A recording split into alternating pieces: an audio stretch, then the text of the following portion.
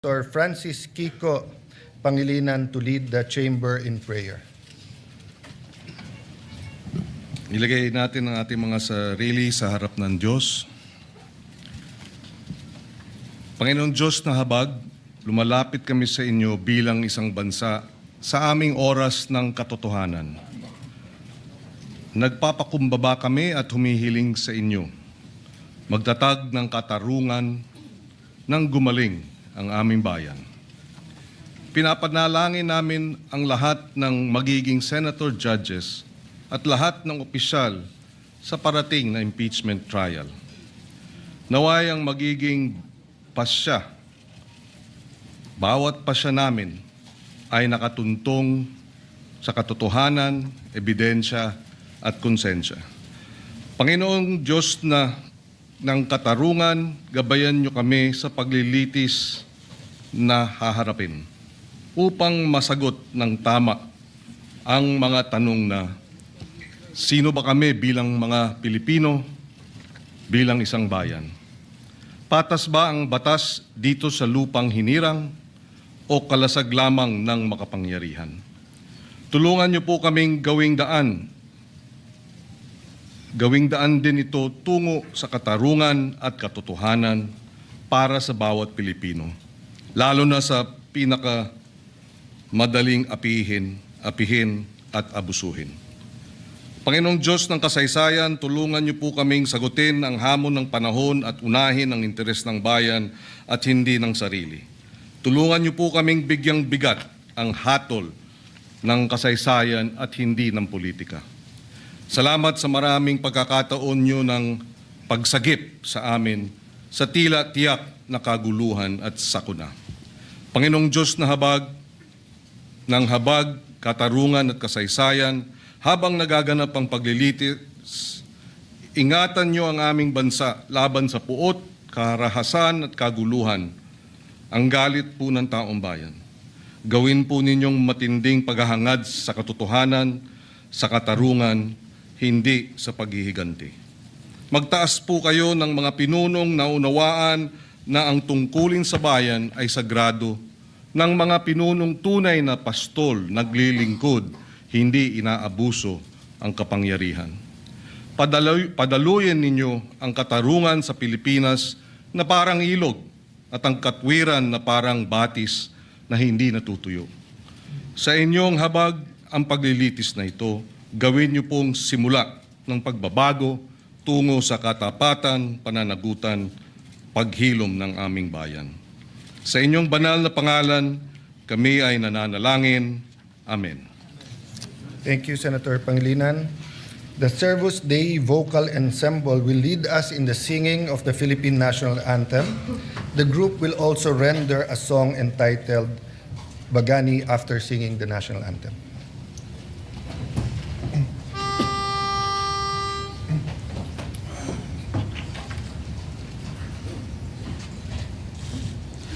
Bayang magiliw, pera sa silanganan, alam ng puso, sa dibdib mo'y buhay. Lupang hinirang, duyan ka ng magiting, sa manlulupig, di ka pasisingin. Sa dagat at bundok, sa simoy at sa langit mong bagaw, may dilakang tula at awit sa paglayang minamahal. Ang kislap ng watawat mo'y tagumpay na nagdilingning, ang bituin at araw niyang kailan pa may di magdidinig. Lupa ng araw na luwan, hanip pagsinta, buhay langit sa piling mo. Aming ligaya na pa may mga api, ang mamatay nang dahil sa'yo.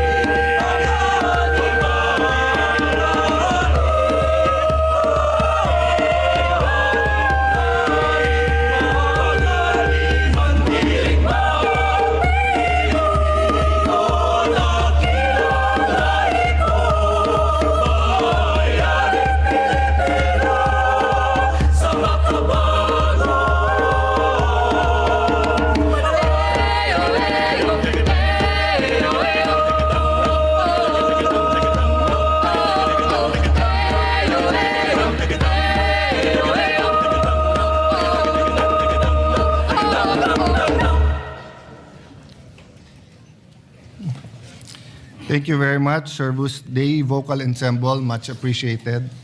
Good afternoon, dear colleagues. Acting Majority Leader. Yes, Mr. President, thank you. Mr. President, I move that we dispense with the reading of the journal of the 63rd session, May 13, 2026, and consider... I'm sorry, Majority Wala pa Leader. pala. We'll do the Sorry. roll call first. May we Yes, my apologies. move for the rolling of the... Roll call, please, Mr. President. I move to call the roll, Mr. President. Sorry. There's no objection, we will call the roll. Roll call of members. Honorable Senator Aquino, Senator Cayetano Pia, Senator De La Rosa, Senator Ejercito, Senator Escudero, Senator Estrada, Senator Gatchalian, Senator Go, Senator Hontiveros, Senator Lacson, Senator Lapid, Senator Ligarda, Senator Marcoleta, Senator Marcos, Senator Padilla, Senator Pangilinan, Senator Soto, Senator Tulfo Erwin, Senator Tulfo Rafi, Senator Villanueva, Senator Villar Camil, Senator Villar Mark, Senator Subiri. The Senate President is present.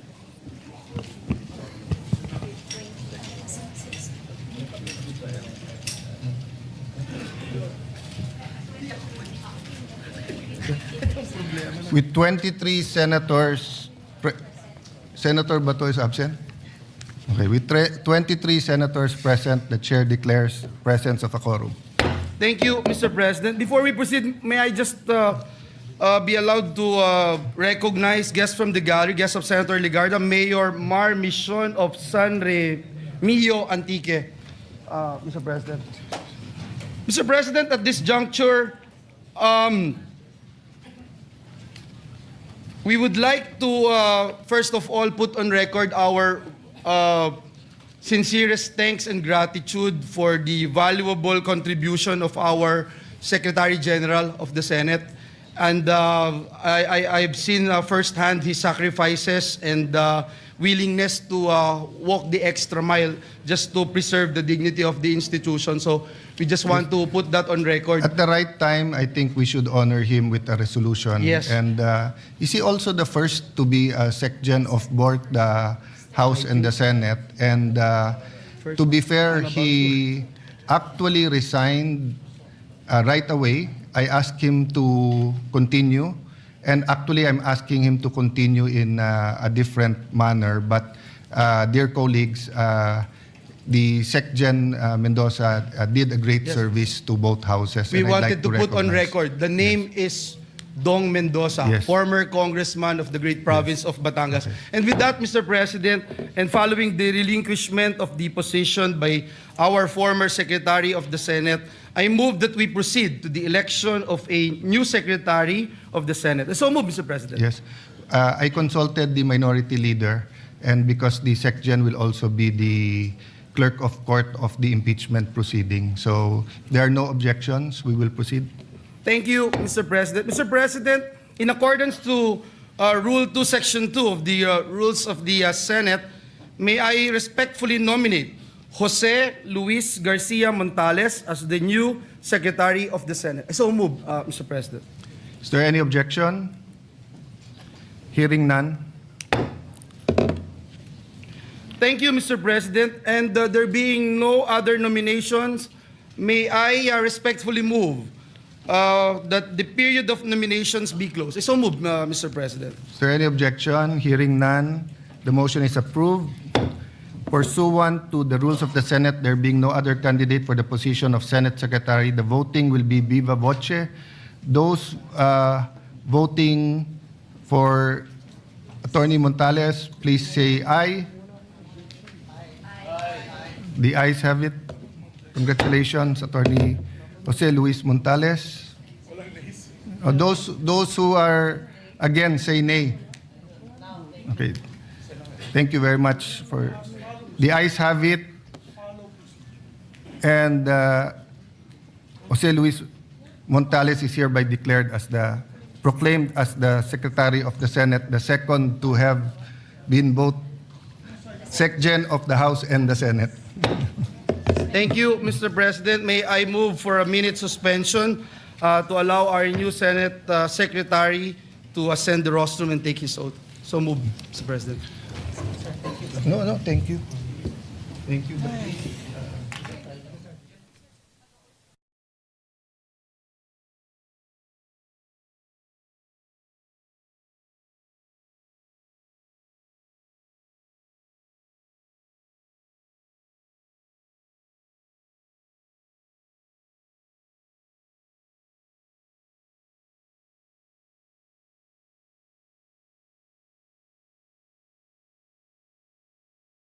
Wala si Ses. Konti na. Okay. I state your full name. I, Jose Luis Garcia Montales, Having been elected to the position of Secretary of the Senate, having been elected to the position of Secretary of the Senate, do hereby solemnly swear do hereby solemnly swear that I will well and faithfully discharge, that I will well and faithfully discharge, to the best of my ability, to the best of my ability, the duties of my present position, the duties of my present position, and of all others I may hereafter and of all others I may hereafter hold under the Republic of the Philippines, hold under the Republic of the Philippines, that I will support and defend the Constitution of the Philippines, that I will support and defend the Constitution of the Philippines, that I will obey the laws, that I will obey the laws, legal orders, and decrees legal orders, and decrees promulgated by the duly constituted authorities, promulgated by the duly constituted authorities, and maintain true faith and allegiance and maintain true faith and allegiance to the Republic of the Philippines, to the Republic of the Philippines, and that I impose this obligation and that I impose this obligation upon myself voluntarily, upon myself voluntarily, without mental reservation without mental reservation or purpose of evasion. or purpose of evasion. So help me God. So help me God. Thank you, Pia.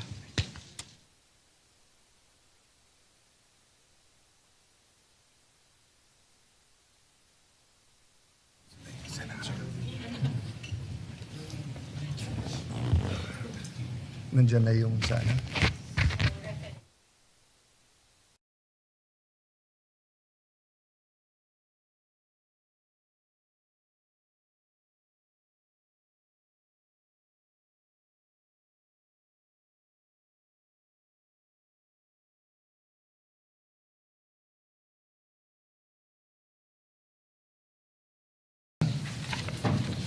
Hearing none, the motion is approved. Mr. President, at this juncture, I move that we proceed with the reference of business. Is there any objection? If not, the motion is approved. Tapos yes. Okay, ready na? So messages from the House of Representatives. Yes. Messages from the House of Representatives. Letter from the House of Representatives transmitting to the Senate 27 copies of Committee Report number 261 on House Resolution number 989 titled Resolution Setting Forth the Articles of Impeachment against Vice President Sara Duterte, together with the annexes thereto, and 27 USB devices containing file copies of the above. Rules. Referred to the Committee on Rules. Letter from the House of Representatives transmitting to the Senate the sealed box containing the documents from the Bureau of Internal Revenue relative to the impeachment proceedings against Vice President Sara Duterte. Referred to the Committee on Rules.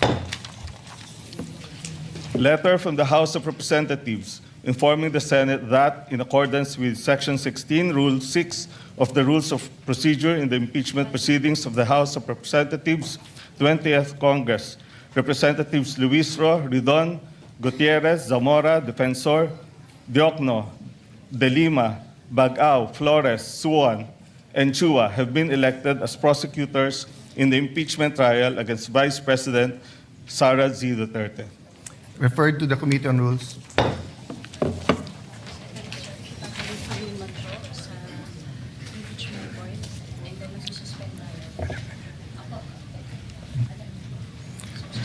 Acting Majority Leader. Mr. President.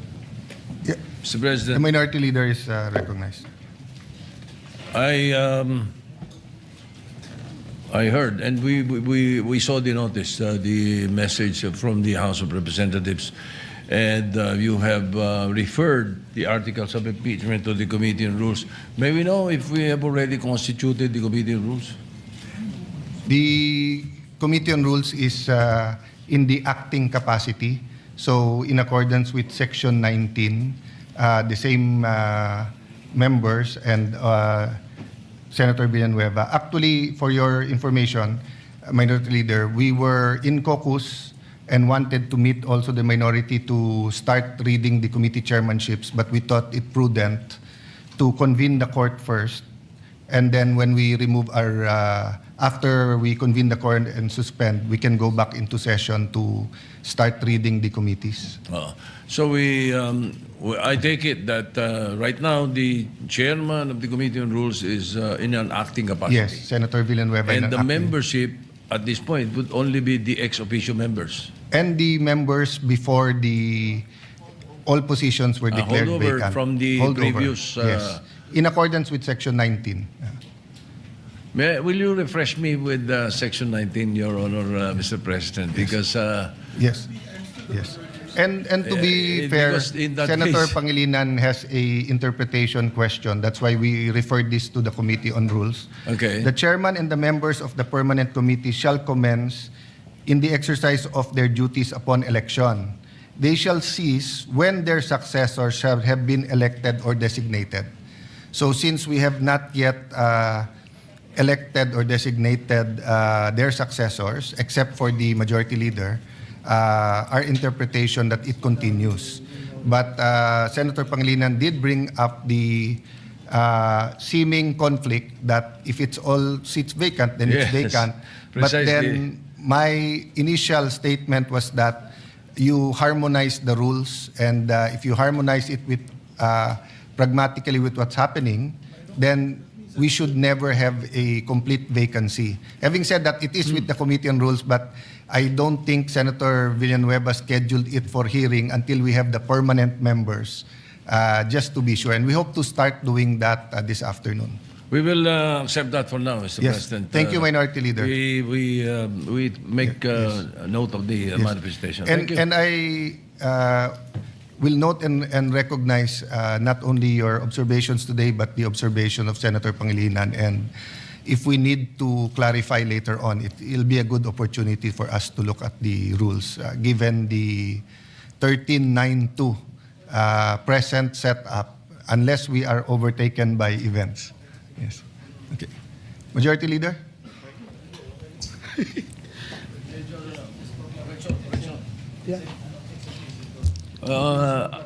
Correction, Mr. President, 1311. Yeah, well, it hasn't been corrected because Senator Subiri and Senator JV said that they are independent, but same with Senator Pia and I, we started out independent, and then Senator Subiri asked us if for the purposes of we can join the majority. So it's their choice if they remain minority or they join the majority, or if you can get 2 more members, then you will be the new majority. Yes, Mr. President. Mr. President, may I? Of course. Former Senate President Zubiri. Thank you very much, Mr. President. I would like to be associated with the minority bloc, Mr. President, if I may. Binatikos nga ako nila, sabi nila na ako'y nag-fence sitting at nag-abstain. Nag-abstain lang ako para have a free hand to vote on which issue that I think is important for the Filipino people. But when it comes to the organization, I would like to associate myself with the minority, Mr. President. Thank you. Thank you, Senator Zubiri. Yes. So, Senator Ejercito would also like to manifest. Yes, first of all, Mr. President, I'd like to thank Mr. President for the trust and honor that I was offered to become the majority leader. But as I have mentioned to you personally, that as of this time, I would rather maintain my independence, and with what is happening all over, I think I'll be able to perform my task very well and my pet programs very well as an independent. But again, nonetheless, Mr. President, I would like to thank you for the trust and confidence. Being majority leader is a very, of course, it's one of the most powerful, we would say, position in the Senate. But I guess I have at this point I would like to maintain my independence. Mr. And President. I also understand. I also recognize that you will say that you will be our number 14, but until the time that we vote, any member, we have to respect their decision and always ascribe good faith. So we will continue to be good friends despite the political divisions or the nomenclature of who is in the majority or the minority. So for the purposes of today to the future, and unless a change is made, will you be an independent or will you be with the minority? Yes,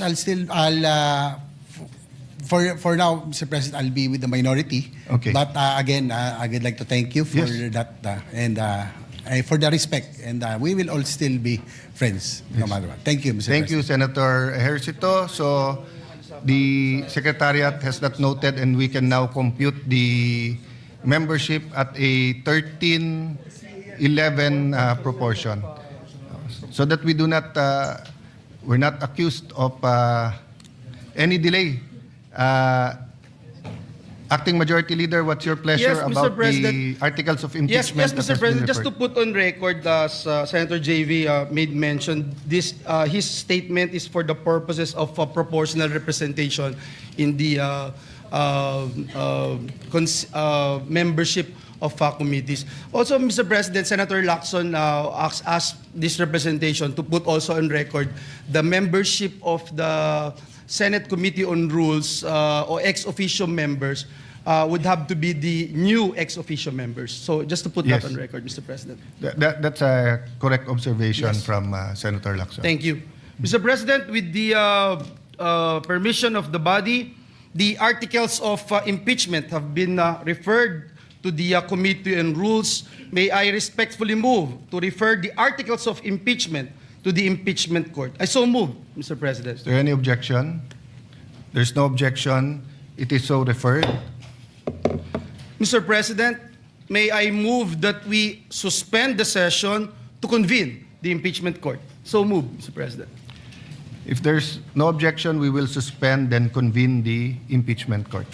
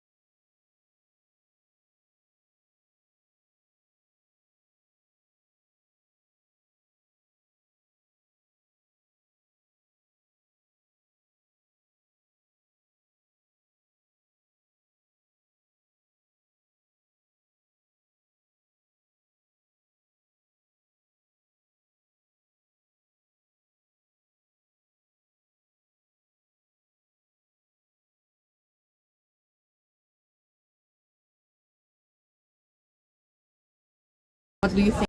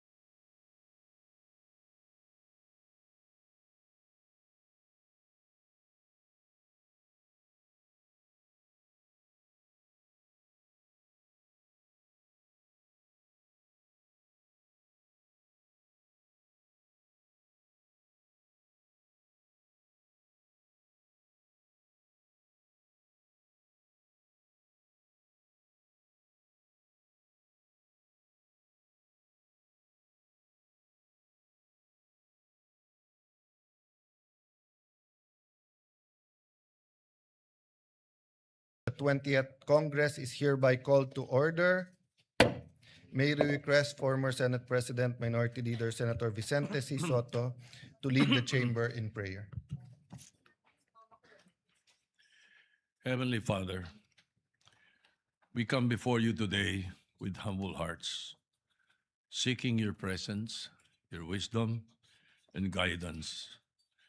In these challenging times for our nation, we ask that you shine your light upon every heart and every decision made in the service of the Filipino people.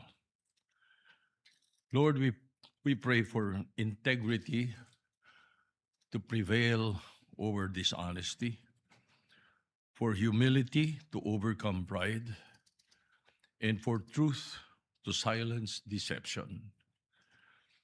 May those entrusted with leadership walk in righteousness, accountability, and genuine concern for the common good. Grant us the courage to do what is right, even when it is difficult. And dear God, give us wisdom to choose what is just over what is convenient. Protect our institutions and our nation from the influence of evil, corruption, greed, division, and selfish ambition. Father God, guard every mind and heart against temptation and guide all public servants to become instruments of peace, fairness, and compassion. Dear Lord, bless our nation with leaders who fear you, honor the truth, and serve with sincerity. Let justice, integrity, and loyalty for our country and to the Constitution rise above all personal interests. May everything we do today be guided by your wisdom and covered with your grace. All this we ask in your holy name. Amen. Amen. Thank you very much, Senator Soto. A prayer that all of us should reflect on. Secretary, please call the roll call. Please call the roll.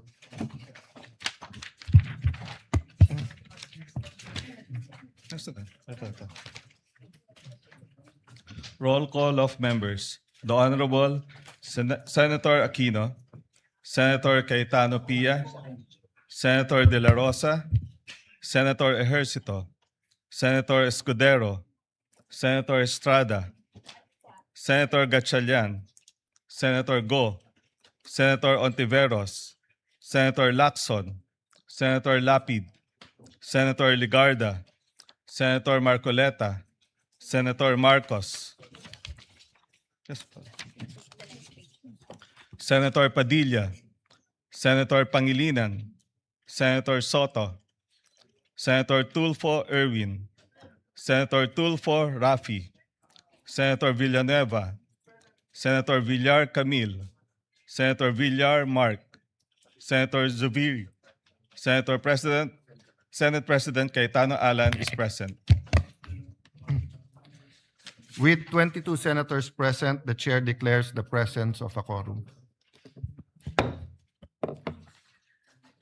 Mr. Majority President. Leader. Thank you. Mr. President, before we proceed, may I just be allowed to respectfully acknowledge some guests from the gallery? We have guests of our Senate President, Alan Peter Cayetano, Mayor Sammy Co of Pagadian City, who is here with us, guest of Senator Mig Zubiri, may kababayan, the pride of Bulacan, Mr. Juanito Torres, a well-known artist from the great town of Pulilan, Bulacan. He's also with us. Guest of this representation, Mr. President, Councilor Jervy Cruz of Nampicuan, Nueva Ecija. He was the UAAP men's basketball most valuable player, Mr. President, from the UST Growling Tigers. We welcome all of them in this August chamber, Yes. Mr. President. Thank you for being with us today. Majority Leader. Thank you, Mr. President. At this juncture, I move that we dispense with the reading of the Journal of the 64th Session, May 18, 2026 and consider the same as approved. Any objection? Hearing none, the motion is approved. Mr. President, I move that we proceed with the reference of business. Is there any objection? There being none, the motion is approved. The Secretary will now read the items in the reference of business. Bills on first reading. Senate Bill number 2126, an act establishing the National Measurement Institute of the Philippines and appropriating funds therefore by Senator Lapid.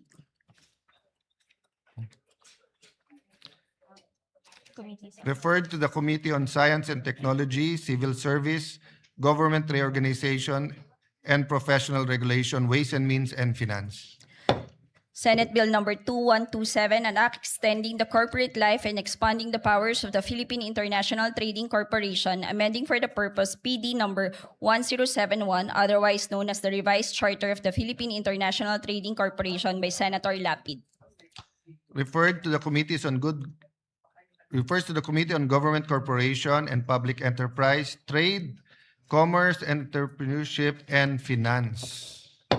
Resolutions. PSR 386, resolution congratulating and commending Albert Ian de los Santos for his historic gold medal performance and record-breaking feat in the men's 71 kilogram category at the 2026 IWF Junior World Championship in Ismailia, Egypt by Senator Lapid.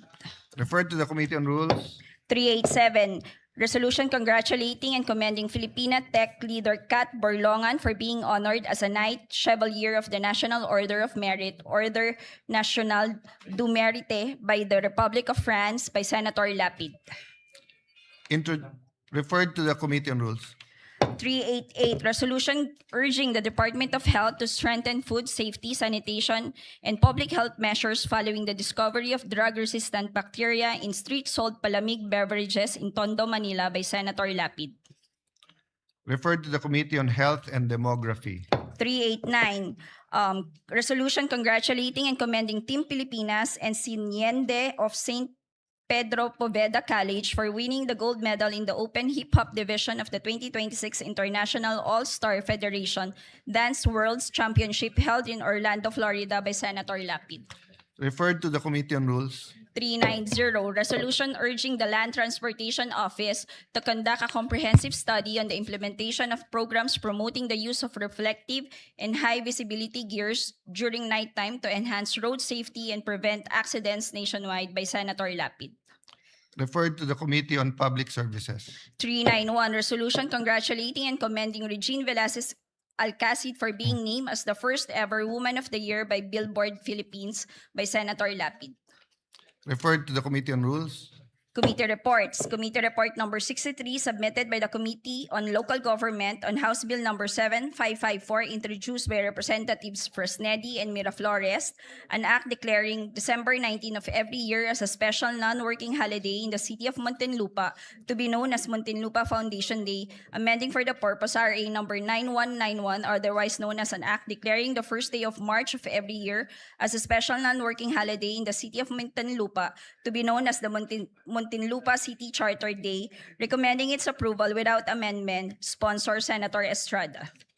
To the calendar for ordinary business. Committee report number 64, submitted by the Committee on Local Government on House Bill number 7555, introduced by Representatives Tolentino and Miraflores, an act declaring September 6 of every year as a special non-working holiday in the municipality of Mendez Nunez, province of Cavite, to commemorate its founding anniversary, recommending its approval without amendment. Sponsor, Senator Estrada. To the calendar for ordinary business. Committee report number 65, submitted by the Committee on Local Government on House Bill number 142, introduced by Representatives Olivares and Miraflores, an act declaring February 13 of every year a special non-working holiday in the city of Parañaque, Metro Manila, amending for the purpose RA number 11460, recommending its approval without amendment. Sponsor, Senator Estrada. To the calendar for ordinary business. Committee report number 66, submitted by the Committee on Local Government on House Bill number 761, introduced by Representatives Matugas and Miraflores, an act declaring January 16 of every year a special non-working holiday in the municipality of Dapa, province of Surigao del Norte, in celebration of the feast of its patron saint, the Holy Santo Niño, recommending its approval without amendment. Sponsor, Senator Estrada. To the calendar for ordinary business. Committee Report Number 67, submitted by the Committee on Local Government on House Bill Number 762, introduced by Representatives Chan and Miraflores, an act declaring June 17 of every year a special non-working holiday in the city of Lapu-Lapu, province of Cebu, in commemoration of its charter anniversary, recommending its approval without amendment. Sponsor Senator Estrada.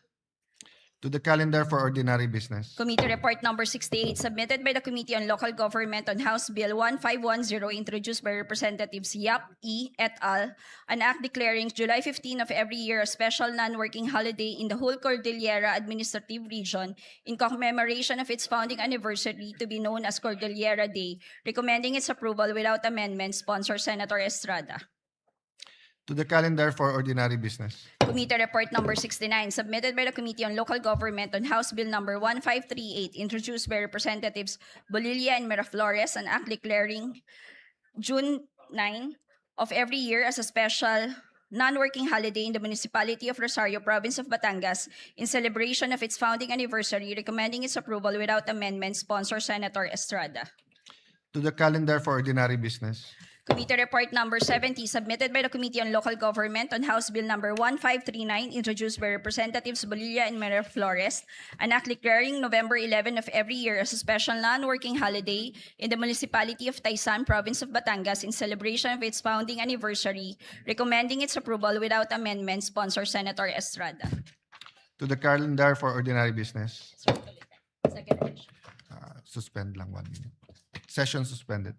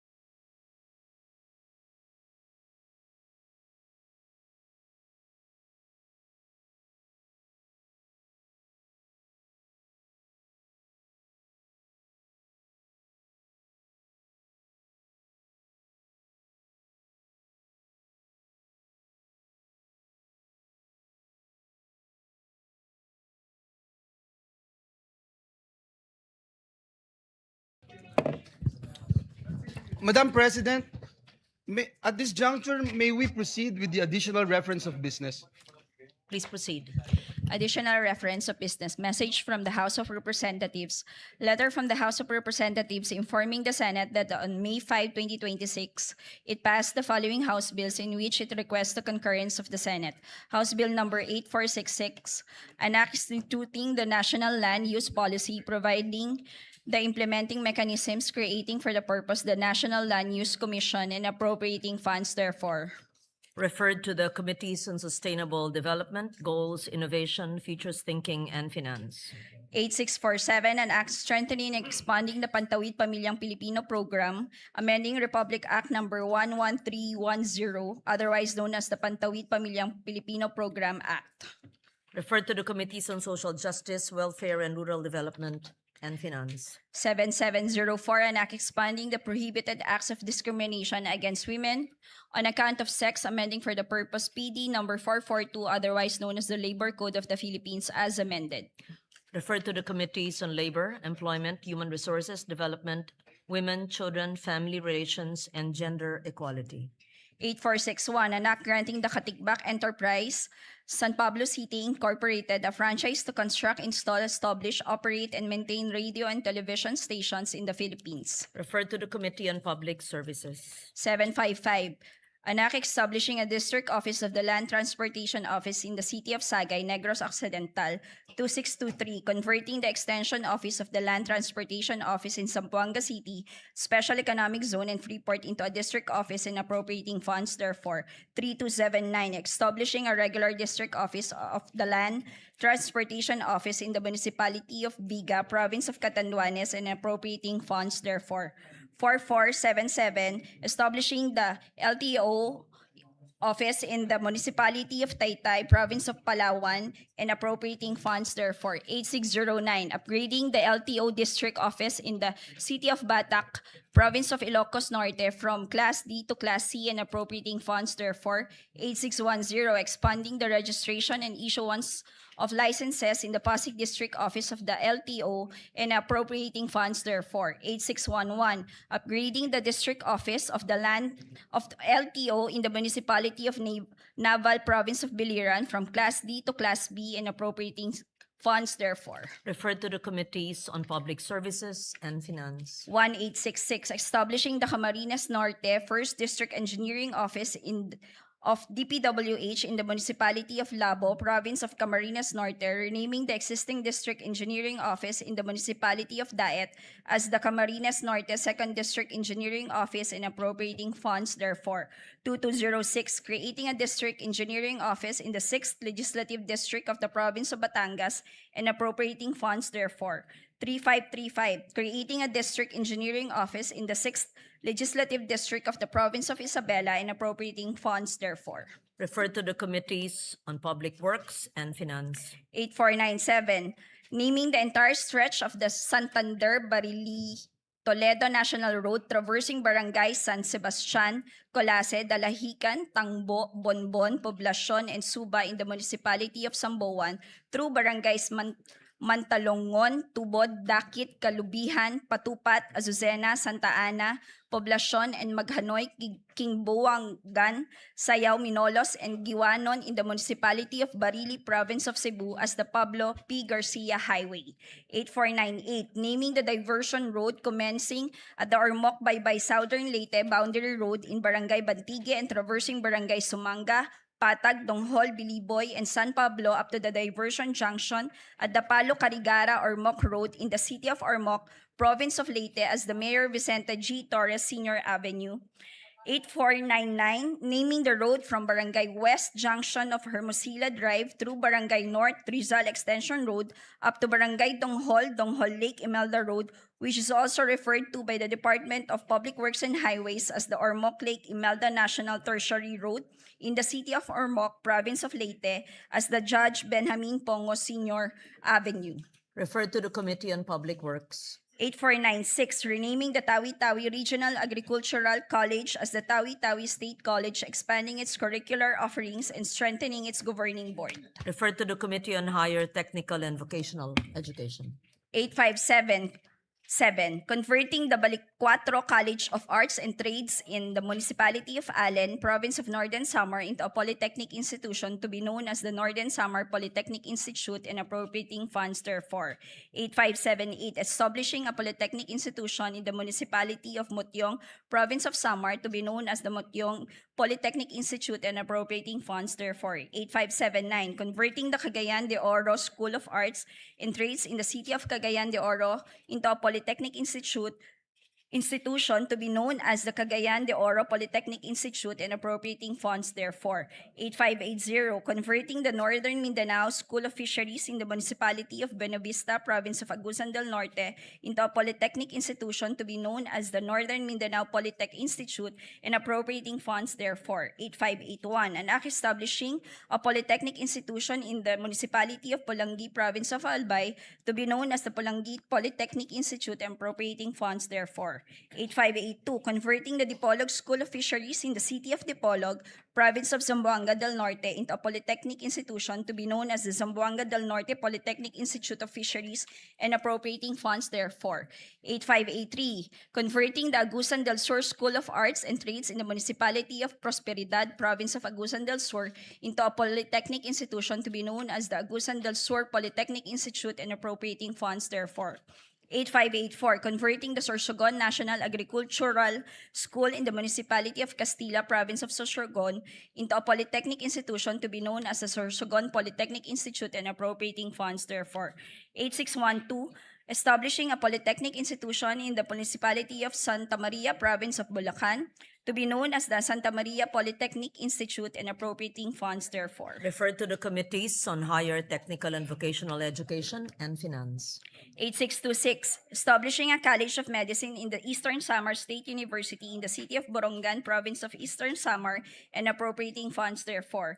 8627. Converting the South Cotabato State College in the Municipality of Sorala, Province of South Cotabato into a state university to be known as the South Cotabato State Universities and appropriating funds therefore. Referred to the Committees on Higher Technical and Vocational Education, Ways and Means, and Finance. 839. An act declaring Can Umantad Falls located in Barangay Kadapdapan, Municipality of Kandihay, Province of Bohol, an ecotourism site.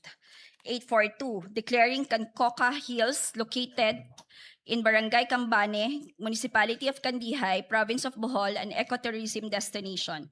901. Declaring Mabanog Falls located in Barangay Darapuay, Municipality of Bansalan, Province of Davao del Sur, an ecotourism site. And 1005. Declaring the Congressman Edelmiro A. Amante Sr. Mapaso Resort and Adventure Nature Park located in the Municipality of Santiago, Province of Agusan del Sur, an ecotourism zone.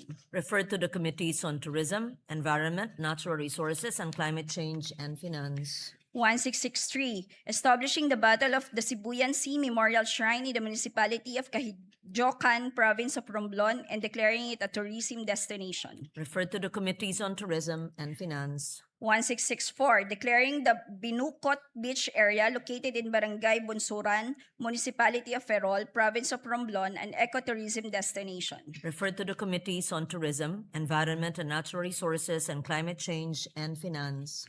1665. Declaring the Kolong Beach located in the Municipality of Corcuera, Province of Romblon, a tourism destination. And 1666. Declaring the Municipality of San Jose, popularly known as Isla de Carabao, Province of Romblon, a tourism destination. Referred to the Committees on Tourism and Finance. 1667. Declaring the Looc Bay area located in the Municipality of Looc, Province of Romblon, an ecotourism destination. Referred to the Committees on Tourism, Environment, Natural Resources, and Climate Change and Finance. 1668. Declaring the Payayasog Beach located in Barangay Mangansagag, Municipality of Corcuera, Province of Romblon, a tourism destination. 1669. Declaring the ruins of Cota de San Jose located in the Municipality of Corcuera, Province of Romblon, a tourism site. 1672. Declaring the Siki It Elepante Rock Formation located in the coast of Barangay Labnig, Municipality of Corcuera, Province of Romblon, a tourism site. Referred to the Committees on Tourism and Finance. 2928. Declaring the Municipality of San Fernando, Province of Romblon, a tourism development area. 8562. Declaring the Municipality of Columbio, Province of Sultan Kudarat as tourism development area. 8563, declaring Bangal Caves located in the municipality of Ragay, province of Camarines Sur as ecotourism destination. Referred to the Committees on Tourism, Environment, Natural Resources, and Climate Change, and Finance. 8564, declaring Barangay Managa in Sitio Balutakay, Municipality of Bansalan, Province of Davao del Sur, as a farm tourism destination. Referred to the Committees on Tourism and Finance. 8565, declaring the Pasig Islet located in Barangay Bato, Municipality of Santa Cruz, Province of Davao del Sur as an ecotourism site. 8566, declaring Barangay Kapatagan in the City of Digos, Province of Davao del Sur as tourism destination. 8568, declaring the Bakhawan Eco Park located in Barangay New Buswang, Municipality of Calibo, Province of Aklan as an ecotourism zone. Referred to the Committees on Tourism, Environment, Natural Resources, and Climate Change, and Finance. 8569, declaring the immediate environs of the National Shrine of Padre Pio, commonly known as Padre Pio Shrine, located in Barangay San Pedro, City of Santo Tomas, Province of Batangas, as a tourism destination. 8570, declaring the municipality of Barlik in Mountain Province as a tourism development area. Referred to the Committees on Tourism and Finance. 8571, declaring the Palani Beach located in the municipality of Balod, province of Masbate as an ecotourism destination. 8572, declaring the Bien Unido Double Barrier Reef and its immediate underwater environs of Bien Unido, province of Bohol as a tourism destination. 8573, declaring Ulot River in the municipality of Paranas, Province of Samar, an ecotourism destination. 8574, declaring Sitio Pulacan of San Fernando Barangay, City of Talisay, Negros Occidental as an ecotourism zone. 8575, declaring the Agusan Marsh located in the municipalities of Talocogon, San Francisco, Rosario, Bunawan, Loreto, La Paz, and Viruela, all in the province of Agusan del Sur as an ecotourism zone. Referred to the Committees on Tourism, Environment, Natural Resources, and Climate Change, and Finance. 8621, upgrading the Kalinga Provincial Hospital in the city of Tabo, province of Kalinga into a Level 3 regional hospital to be known as the Northern Cordillera Regional Medical Center and appropriating funds therefore.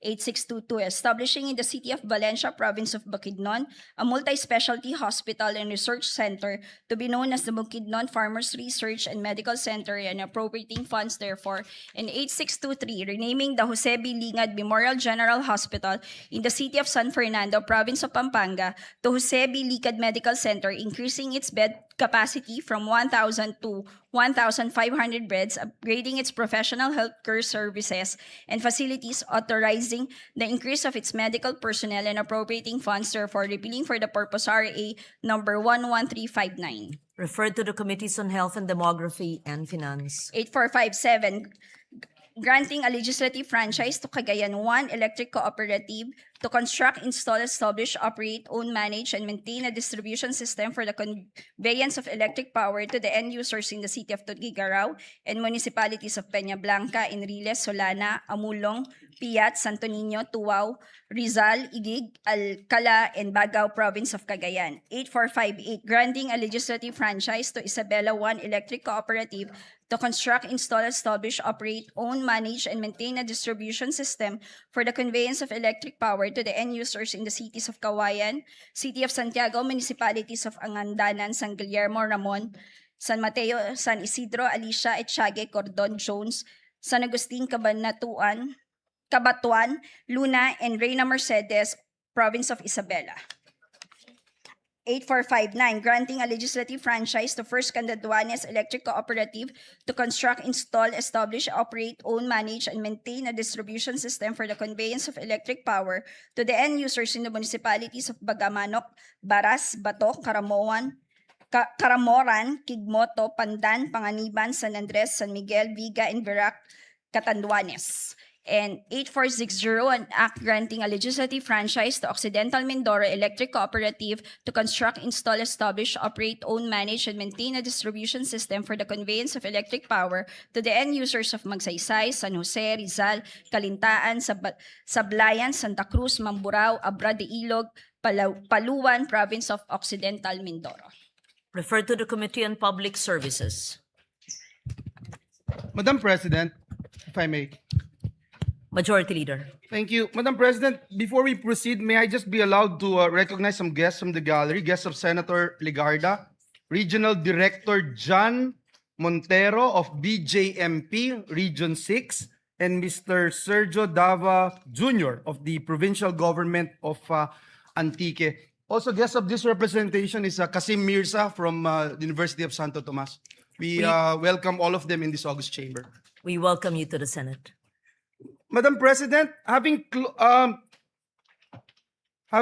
closed the period of interpellation, may I be allowed to respectfully move that we resume consideration of Senate Bill number 1511 under Committee Report number 15. This is the bill strengthening the protection of parents against hospital detention. I so move, Madam President.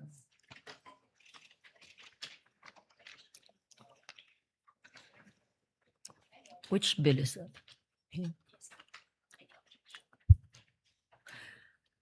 Any objection? Hearing none, the motion is approved and consideration of the said measure is now in order. Please proceed. Thank you, Madam President. This juncture, I move to open the period of individual amendments and with the consent of the body, may we recognize, Madam President, Senator Risa Ontiveros and to propose, not proposing na.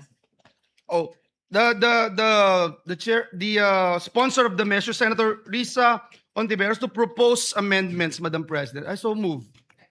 We recognize Senator Risa Ontiveros for the period. Is this committee amendments? This is individual amendments, Madam President. Individual amendments? Yes. But Senator Ontiveros is a sponsor. Yes, Madam President. Please proceed. Thank you, Madam President. Madam President, I thank Senators Sherwin Gatchalian, Joel Villanueva, and Robin Padilla for their proposed amendments, enhancing the provisions of Senate Bill 1511, or the Enhanced Anti-Hospital Detention Act. Page 1 amendment from Senator Gatchalian. On page 1, line 12, after the conjunction or, delete the word carers and replace with the word caregivers. I so move, Madam President. No objections? It's adopted. Thank you, Madam President. Page 2 amendments. I Yes, see Madam Senator Pia The lady Cayetano. from Taguig and Patera, Senator Pia Cayetano, seeking the floor. May I move that she be recognized, Madam We President? recognize Senator Pia Cayetano. Thank you, Mr. President, Madam President. Her Honor will recall that this representation waived our right to interpellate on the condition that we would be allowed to ask clarificatory questions during the period of the amendments. Does Her Honor recall? Yes, Madam President. Yeah. So what I'll do, Mr. President, is I'll just make a prefatory statement now because my amendment is actually in this line now, in line 13. So if with the permission of the sponsor, may I proceed? Yes, Madam President, by all means. Just to be clear about it, the amendment was accepted. Yes, and- I'm on the next. I'm on to And the we are next. on to the next, and we recognize Senator Pia. Thank you, Mr. President. So I'd like to put on record that this bill that Her Honor is sponsoring is an amendment to the bill that I sponsored and that became law over a decade ago. I don't even remember the year. Do we remember the year? I just want to put it on record kung gaano katagal na yon and how we appreciate that Her Honor is chairman of the Committee on Health at the time that she was handling this. 2007, so 19 years ago na. It honestly feels like maybe 6 years ago, but it's 19 years ago. So it is high time, and I thank the sponsor for taking the time to revisit this law. Even after we passed it, we received many reports on how the situation of yung detention of patients has improved, but then we would still continue to have to intervene many times because this situation still kept coming up. So this representation is thankful that we have the opportunity to strengthen this law even further. And so, as I mentioned, I requested for the opportunity to ask clarificatory questions, and in the interest of time and ease of to make it easier to make for everyone to engage to contribute to the amendments, I will also make my observations and clarificatory questions, which is necessary for the amendments I'm going to make in a timely manner. So on that note, Madam President, my amendment is still on page 1, and that is why I stood up now. It is on line 13. So I will read the provision for everyone's understanding. And of course, if we have, we don't really need it naman. It's not a complicated line, but I just want to explain the nature of my amendment. So the existing provision with the amendment of Senator Gatchalian reads, it shall also be unlawful to detain the relatives, representatives, or caregivers of such patients, as well as the newborn child, in the case of maternity patients. So that is where my question is. On line 13, there is reference to the newborn child. What I'd like to point out, Madam President, is that does Her Honor think there is a need to indicate and to insert the proper descriptive lines whether the newborn child is fully or partially recovered or may have died? Because this is a phrase that is found in the previous paragraph with reference to a patient, and I read, this is the existing provision. The detention of patients who have fully or partially recovered or have been adequately attended to or may have died. So may clarification na gano'n, na yung status ng patient, whether nag-recover siya partially or fully or namatay, covered siya. So I'm also asking now, should we make that same clarification for the newborn? Kasi po, yung nakita kong mga cases, ilalaban pa talaga ng ospital, patay na. Hindi naman sinabi sa batas yun na patay na. Buhay pa. So this representation feels it won't hurt to add those lines. We submit, Madam President, I do agree with the gentlewoman from Taguigan Pateros that it would not hurt to include that qualification if she so desires. Okay.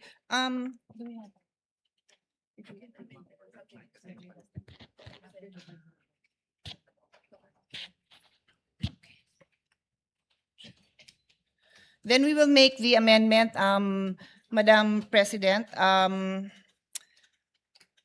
I can get back to Her Honor. It's a very simple line naman, so let me just propose it. We can proceed so we don't delay, and then I'll get back to this line. Yes, Simple Madam lang naman. President. It will I'll be, ask my Legi staff as well to formulate yes, of course.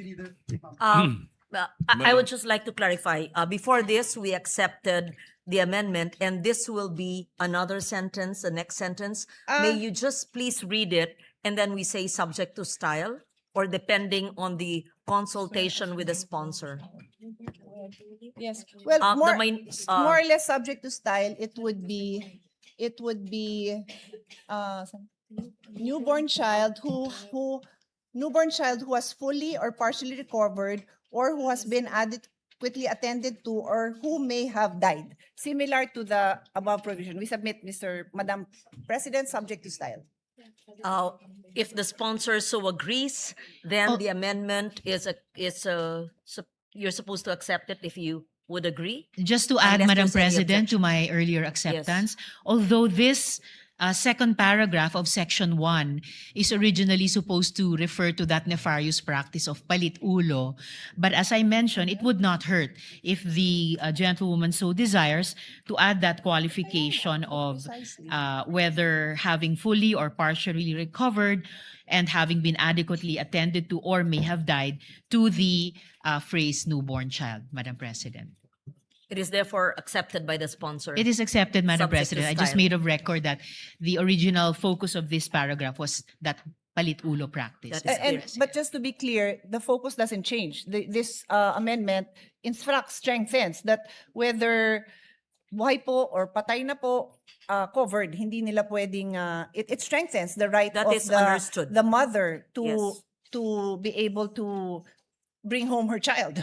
Yes, Madam Yes. President. And we recognize the Minority Leader, Senator Soto. I will concur with the subject to style, but just as a reminder, editorial amendment. I don't think there is a use for the Article 2 between us and D. Yeah, that's what. Yes, yes, we noted that, Madam President. I would have included that. My staff was already pointing it out to me, but since I said subject to style, di ko na po sinama. But thank you, Mr. Minority Floor Leader, dahil yun din po ang nakita natin. Thank you for that. We thank the Minority Leader for that. We proceed. Madam Sponsor. Yeah, yes, Madam President. Thank you. On moving now to page 2 amendments. First from Senator Gatchalian. On page 2, line 12. Madam President, Yes, I have Madam an President. anterior amendment. Mine, Madam President, is on line 6. And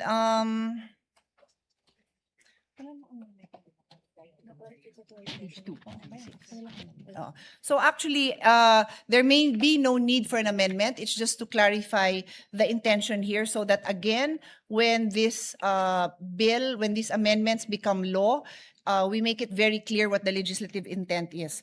So I'd like to read this into the record so that our colleagues who are following along with us can follow the discussion. No? This paragraph is about the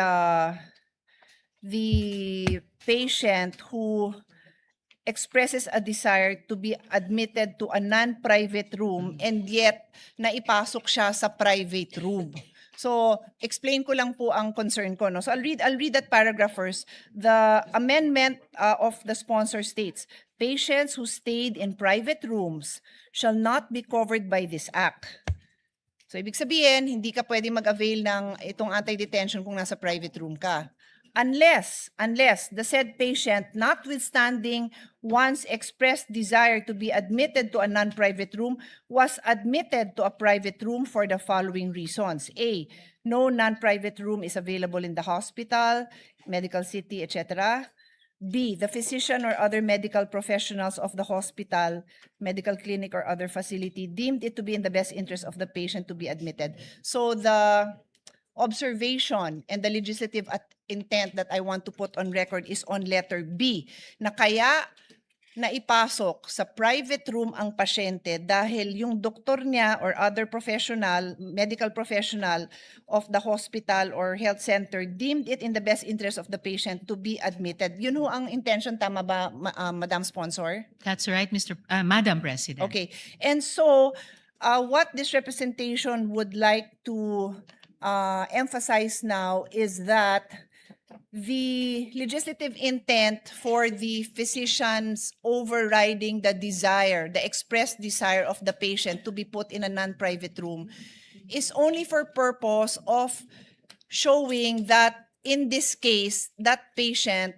will be allowed to avail of the non-detention of this law. They can avail of this law. In other words, we are not liberalizing or changing the rule that the patient's desires will always govern. A doctor, medical professional cannot override a patient's desire in other cases. Limited to dito sa topic ng non-hospital detention. Tama ho ba, Madam Sponsor? Yes, Madam President. One bill, one topic. Yes. So yun lang naman, again, to put it there, because minsan nako-quote yung bill, alam nyo naman, nako-quote, tapos hindi naman yan yung intention natin dito. So nagkakasundo po tayo ng sponsor. Yun lang po. Thank you very much. Thank you. Yes. What is the next amendment of Senator Pia? Just for my clarification. Yes, we recognize the Minority Leader. Yes, thank you, Madam President. Just for my clarification. So kapag ikaw ay nasa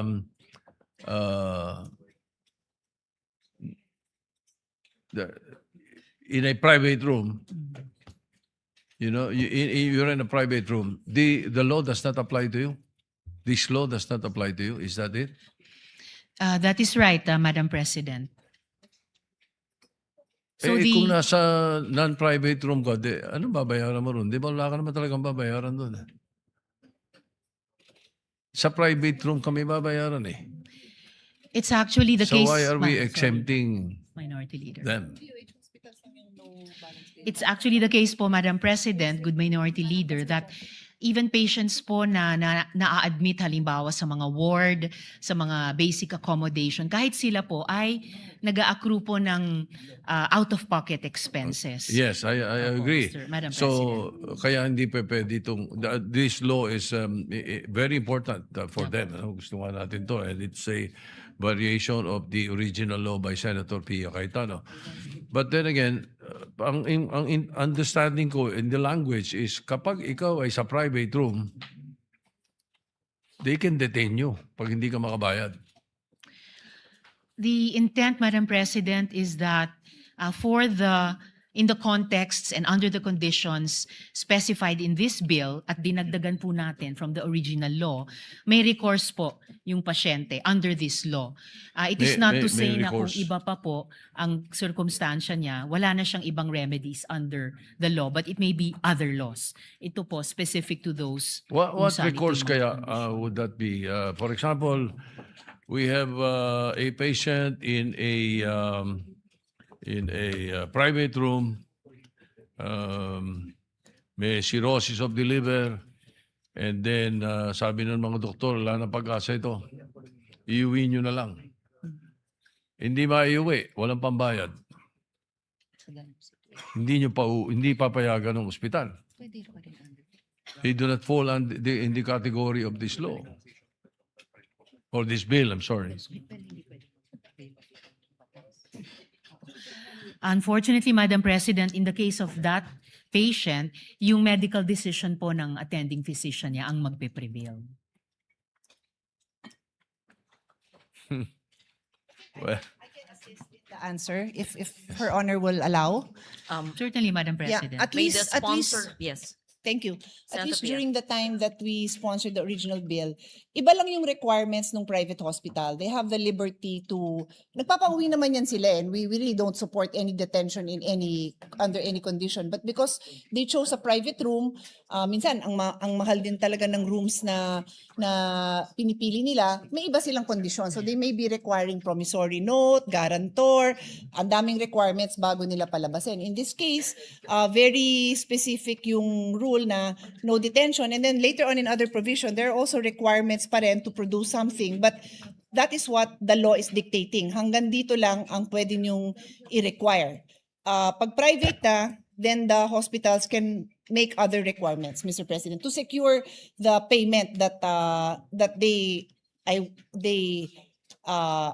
for payment for the services that were rendered, Mr. President. Yun yung naalala po natin dun sa bill when we worked on it before. Thank you. Additionally, I hope Madam it President, clarifies. po maiiwasan yung sitwasyon na binababalaan ni Minority Leader dahil kahit sa mga private hospitals, by law, kailangan nilang i-provide 10% ng mga kwarto nila under ward or basic accommodations terms to the patients, Madam President.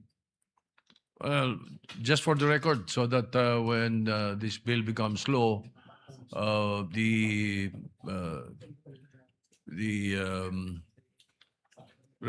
not resolution, but the explanation of the sponsors are placed on record. So just in case it is questioned on this particular issue. And the I point just of the wanted to Minority place that Leader on is the record. protection on the part of those availing Yes, of so the those who cannot pay. Anyway, cannot ju- pay, but in a yes, private room. We just Yes. wanted to place it on record. Thank you. Thank you. Thank you, Senator Minority Soto. Leader, Madam President. Senator Cayetano is finished with her We're on page 2 Yeah, amendments, we're Madam just President. following the sequence, so I have Okay. more when Her Honor Yes. gets to the page and number that I'm at. Thank you. Thank you. We recognize Senator Erwin Tulfo. If the lady sponsor would allow it, Madam President, I just Yes, Madam want- President. Gusto ko lamang po kasing linawin, nabanggit po kasi kanina na may mga pasyente pong sila po kasi ang namimili na ilagay sila sa pribadong kwarto. Sa amin pong public service, sa aking pong tanggapan, kadalasan po na ini-interview po namin ay bakit ka pumasok sa private room gayong wala ka naman palang kakayahan na magbayad. Ang sagot po lagi sa amin, Madam President, good lady sponsor, ay emergency po. Puno po lagi ang mga ward, ang mga free ward. Kaya napipilitan pong silang sinasabi sa ospital na kung maaari ilagay ang kanilang pasyente sa private ward, sa private room. Minsan po alam nila na napakamahal po ito pero gusto lang po siguro nilang mailigtas ang kanilang mahal sa buhay. Kaya po, kasi ang sinasabi kadalasan ng ospital, ala po kaming kwarto, ala po kaming higaan para sa inyo. Kailangan po ninyong ilipat ang inyong pasyente. Dito po nagkakaproblema. Kaya napipilitan po ang isang mahirap na pasyente na kababayan natin na sabihin na lamang okay na po sa free ward, ay sa paying po kami, magbabayad naman po kami. Gayong alam po nila na wala po silang kakayahan na magbayad. Ito po ang isa sa mga kadalasang suliranin ng mga kababayan natin, Madam President, good lady sponsor. Kaya po, hindi naman sa kagustuhan nilang mailagay sa private room, kundi dahil sa ika nga, kailangan na pong matugunan, makita ng doktor ang pasyente. Otherwise, ang option lamang po nila ay ilipat sa ibang ospital. Kalimitan po sa mga lalawigan, kailangan ilipat pa sa isusunod na bayan o sa lungsod ang pasyente para lamang po matugunan. Paano po, Madam President, good lady sponsor, kung ang sakit po ay appendicitis at kailangan na pong operahan? Ililipat pa po ba? Kaya no choice po sila. Siguro po, can we put this on record, Madam President, good lady sponsor, na sometimes po, hindi po nila kagustuhan na ilagay po ang kanilang pasyente sa ospital. Yun sa private room, Madam President, good lady sponsor. Yun lamang po. Thank you, Senator Erwin Tulfo. Salamat. Take note of that, and Yes. at least if there are problems in the future in interpretation of this law, the comments will be able to enlighten the poor patients who may be booked in a private room. Thank you. Salamat, Madam President. And even now, salamat sa good gentleman mula sa Palawan. Yung pag-exempt sa exemption ng coverage nitong law sa ganong mga pasyente na inilarawan ng good gentleman ay nandun na rin po sa page 2, line 8, letter A, na kaya sila na ipasok sa private room. May dahilan na no non-private room in the hospital, medical clinic, or any other similar facility was available. Or ganun yung impormasyon na ibinigay sa kanila. And the patient was compelled to be admitted thereto due to the urgency of the case. Pero nagpapasalamat pa rin ako sa good gentleman. Yung dagdag na paliwanag nila sa ganitong sitwasyon ay on the record na rin po para sa mga situations in the future tulad ng sinabi ni Madam President na kailangan pang lalong ipaliwanag. Salamat, Madam President. Thank you. We recognize Senator Pia Cayetano. It's just an added commentary. Earlier when I said that we thank the sponsor for taking up this amendment to the existing law. Kasi nga, these are the kind of examples that are brought to our attention. Whether it's kay Senator Tulfo sa atin, and I'm sure sa tanggapan din ng ating sponsor. So, kaya nasama na nga. Yung sinasabing sitwasyon ni Senator Tulfo, nandyan na sa letter A, and I read it into the record earlier. So, we thank the sponsor na in-include na talaga yan kasi it's a very common complaint that we receive. Thank you. Thank you. Salamat, Madam President. Moving on to, page 2 amendments from Senator Gatchalian. On page 2, line 12, after the second article, insert the word attending. And after the word other, insert the word competent. I so move, Madam President. No objections? Hearing none. The amendment is adopted. Thank you, Madam President. Still from Senator Gatchalian, on page 2, line 18. After the word circumstances, insert a colon and the phrase, provided that the medical justification shall be in writing and signed by the attending physician or other competent medical professional. I so move. No objections. Hearing none, it is adopted. Thank you, Madam President.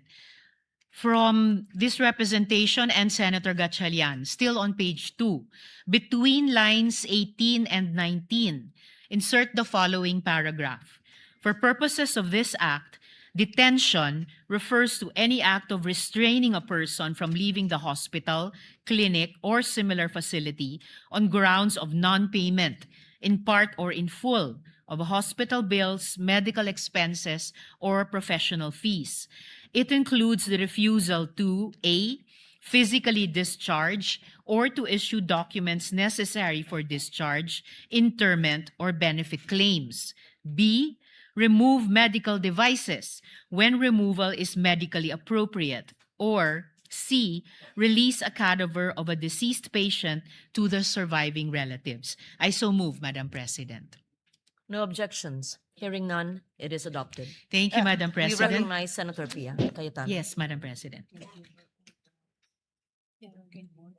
I actually defer to the wishes of the sponsor. I'd just like to point out that in the definition of detention, and I don't have a copy, so this is just from what I heard, Her Honor made reference to the detention of the patient. But when we defined earlier, in the earlier provisions, we referred to the caregiver and the newborn. So does Her Honor think it might be better that we also mention them, the patient, the caregiver, and the newborn, for consistency, Madam President? I would be accepting of that, Madam President. And is there an amendment? Subject to style, Madam President.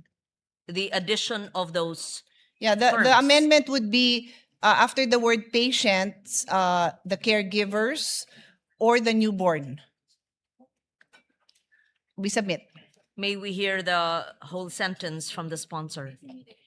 As I understand it from the... Sorry. Yes, Madam President. The complete reference in the earlier paragraphs also make note of relatives and representatives in addition to caregivers. So I can write down the complete line if Her Honor wishes, or we can just add it. The intention is Yes, Madam not to President. limit it. The to intention is not to limit it to patient, To the but to patient. include everyone else that Yes. was mentioned earlier, that if they cannot detain those persons. the caregiver and The newborn relatives baby. and or representatives. Yes. That is the intention.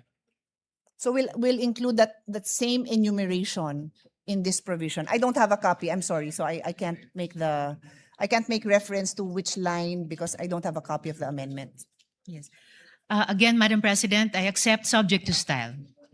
Thank you, Senator Cayetano. Thank you, Madam Sponsor. Thank you, Madam President. And just for the record, Madam President, the proposed amendments clarify and strengthen the definition of detention by expanding coverage beyond physical restraint to include indirect or administrative acts that prevent or delay lawful discharge or release.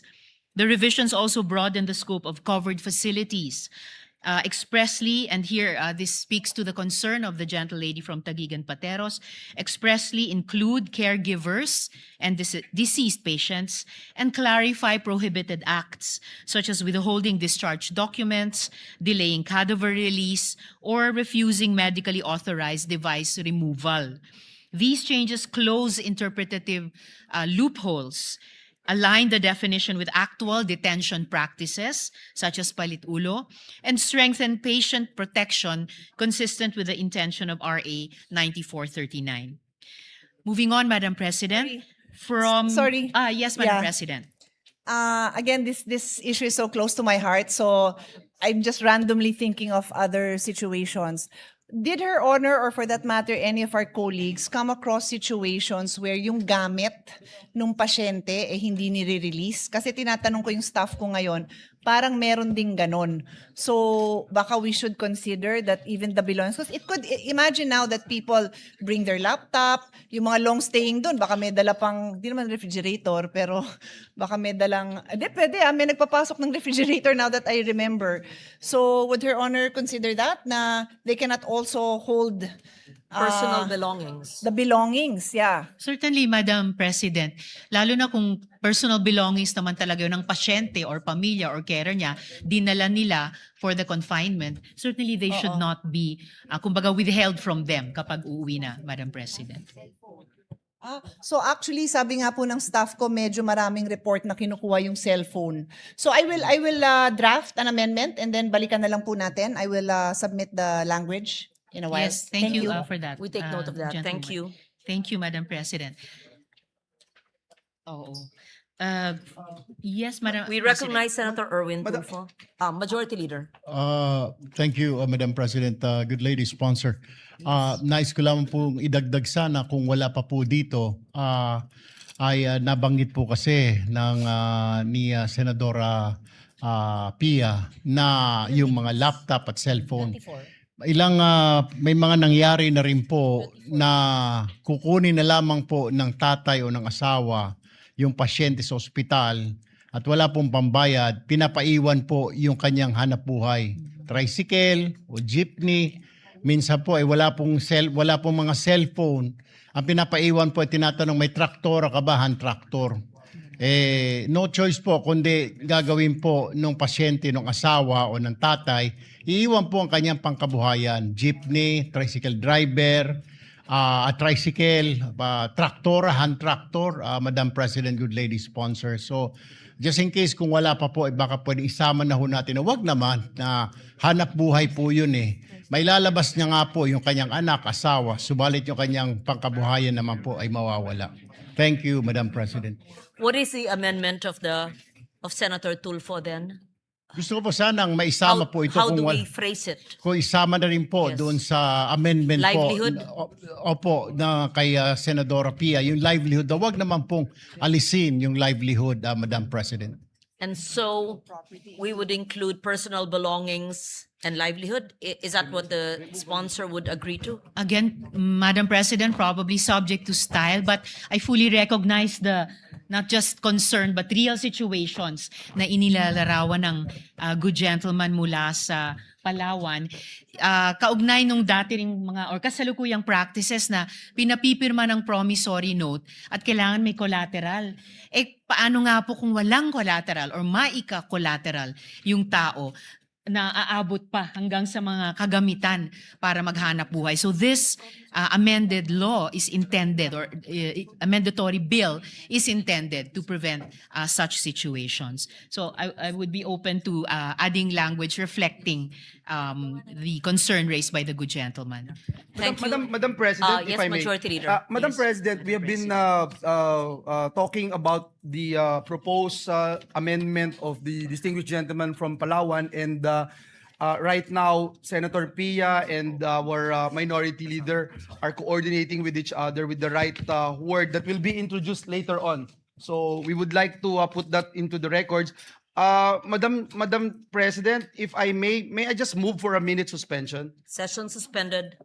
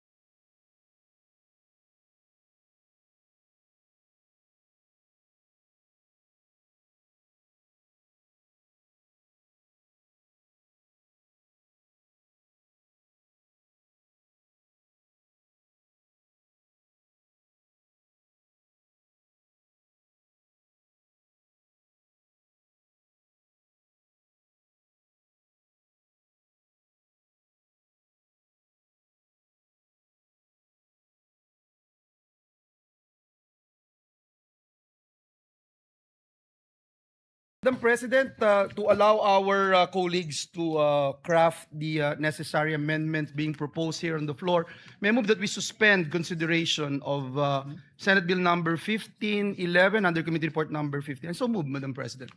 Any objections? Hearing none. The period of amendments on the measure is suspended. Thank you, Madam President.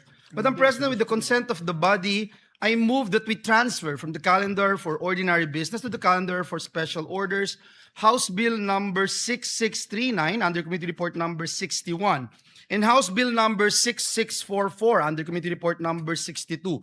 These are bills granting Philippine citizenships. I so move, Madam President. Any objection? Hearing none. Motion is approved. Madam President, I move that we consider the aforementioned House bills. I so move, Madam President.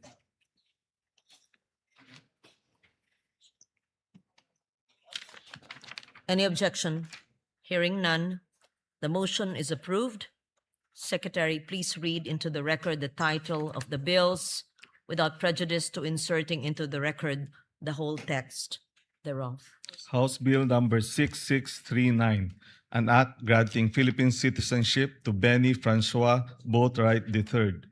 House Bill number 6644, an act granting Philippine citizenship to Matthew James Ramos. Madam President, upon the consultation of this representation to the minority leader and with the consent of the body, may I respectfully move to recognize Senator Francis Kiko Pangilinan to deliver an omnibus sponsorship speech. I so move, Madam President. We recognize Senator Kiko Pangilinan for his sponsorship. Yes, please proceed.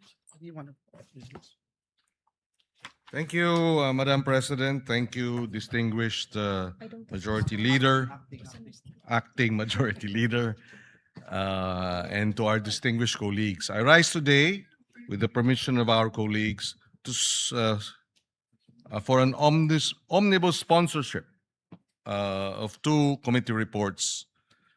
Committee Report number 61 in consideration of House Bill 6639, granting Philippine citizenship to Benny Francois Boatwright III, and Committee Report number 62 in consideration of House Bill number 6644, granting Philippine citizenship to Matthew James Ramos. These measures correspond to Senate Bill 5095, authored by Senate President Alan Peter Cayetano, Senator Pia Cayetano, and Senator Bongo, granting Philippine citizenship to Benny Boatwright, and Senate Bill number 1613, authored by Senator Bongo, granting Philippine citizenship to Matthew James Ramos. Matthew and Benny are world-class athletes who, despite the many opportunities and paths available to them elsewhere, have chosen to cast their lot with the Filipino people. Pinili nila hindi lang lumaban para sa bandila natin, pinili rin nilang maging bahagi ng ating kwento bilang isang bansa. Matthew James Ramos is a decorated wrestler and a proud son of Filipino Pangasinense Father Chris Crescente Holanday Ramos. Kahit na ipinanganak at pinalaki sa Estados Unidos, pinili ni Matthew na bigyang karangalan ang kanyang mga ninuno, hindi lang sa salita, kung hindi sa sakripisyo, sa paninindigan at serbisyo sa Philippine sports. At the height of a promising wrestling career in the United States, Matthew made the life-changing decision to represent the Philippines in international competitions and help elevate the sport of wrestling in the country. Among his outstanding accomplishments, Matthew was runner-up in the 2023 NCAA Championships and was hailed as Purdue University's 60th All-American. He is a two-time NCAA qualifier and a two-time Big Ten place winner, finishing 7th in 2022 and 3rd in 2023. He became the 2022 U.S. Open champion in the 57-kilogram category and reached the NCAA Championships round of 12 in the 133-pound division that same year. He was also a two-time NWCA, National Wrestling Coaches Association Scholar, All-American, and at a young age, captured the 2018 Cadet World Championship in the 51-kilogram category. He was ranked among the top wrestling recruits in the United States by Flow Wrestling, Intermat, and the Open Mat. Yet, despite these accolades and the many doors open to him in America, Matthew Ramos chose the Philippines. He embraced not only our food, from adobo to dinuguan and to balut. If you are able to eat balut, you are very, very Filipino in that sense. But also the deeper values that define us as a people. Respect for elders through po and opo. The importance of family. During the hearing, I think 6 or 7 or 8 of his family members and his fiancée or his girlfriend was there. And he brought the warmth of the Filipino spirit and of community. Like adobo, which is cooked differently in every region of the country, being Filipino comes in many forms. But whether in cooking, in sports, or in nationhood, what matters most is the heart, ang puso. And for Matthew Ramos, becoming Filipino is already in his heart.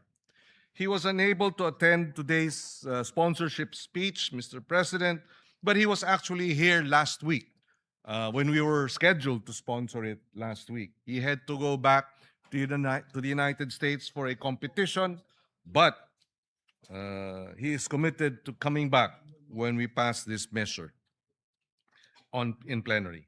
We also recognize Benny Francois Boatwright III, a 27-year-old basketball player from Los Angeles, California, whose talent and leadership have already inspired countless Filipino basketball fans. Benny Francois Boatwright is here with us in the gallery.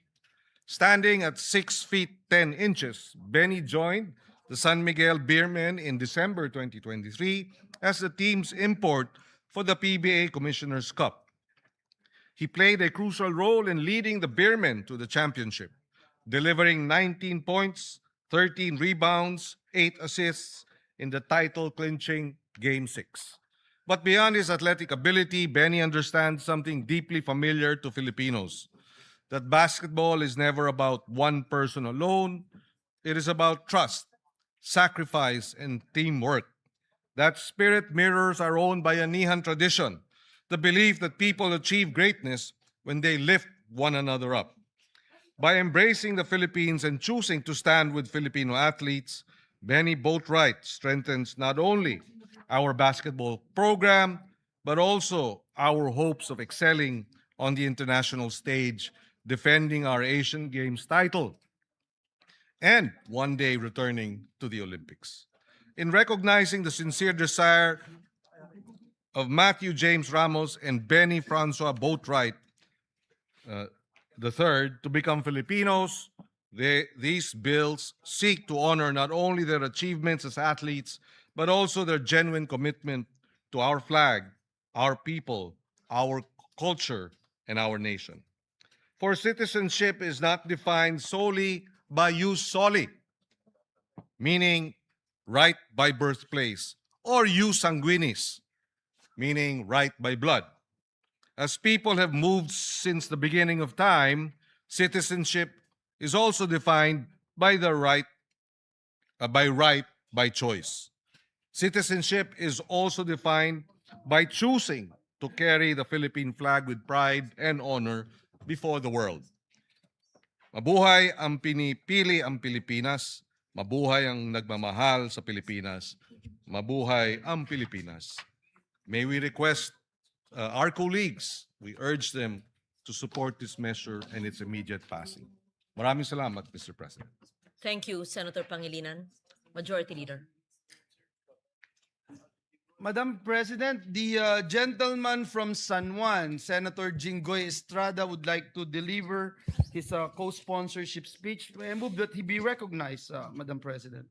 Senator Jinggoy Estrada is recognized. Thank you, Madam President. Madam President, distinguished colleagues, I'm honored to co-sponsor the bills granting Filipino citizenship to two remarkable athletes to wit. House Bill number 6639 under Committee Report number 61 entitled An Act Granting Philippine Citizenship to Benny Francois Boatwright III, and House Bill number 6644 under Committee Report number 62, entitled An Act Granting Philippine Citizenship to Matthew James Ramos. The said bills are reported out by the Committee on Justice and Human Rights under the able leadership of its chairperson, Senator Francis Kiko Pangilinan, the best friend of Senator Robin Padilla. Mr. Benny Francois Boatwright III is a 29-year-old professional basketball player born in Los Angeles, California. He stands at 6 feet 10 inches. He has demonstrated an immediate and powerful impact upon joining the San Miguel Beermen in December 2023 for the PBA Commissioner's Cup. His exceptional skill and leadership were instrumental in leading the Beermen to the championship crown, securing the title after tallying 19 points, 13 rebounds, and 8 assists in the crucial Game 6. This performance quickly earned the admiration of Filipino fans. His naturalization will pave the way for him to play for the national basketball team Gilas Pilipinas. His bid for naturalization is supported by the Samahang Basketball ng Pilipinas Executive Director Erica D. and Gilas team manager Alfrancis Chua. Another athlete applying for Philippine citizenship is Mr. Matthew James Ramos, a 25-year-old Filipino-American wrestler born in Naperville, Illinois. Matthew traces his Philippine roots from his father, Crisante Olanday Ramos, a resident of Barangay Poblacion, Basista, Pangasinan. He is the 2022 US Open champion and 2022 NCAA Championship Round of 12. Matthew has expressed his earnest intention to become a naturalized Filipino citizen in order to proudly represent the Philippines in international wrestling competitions. His desire to carry the Philippine flag on the global stage reflects not only his personal affinity for his Filipino roots, but also his commitment to contribute to the nation's sports development. Granting Filipino citizenship to Benny Boatwright and James Matthew Ramos serves as a recognition of their dedication, exemplary talent, and earnest desire to represent the Philippines in international competitions.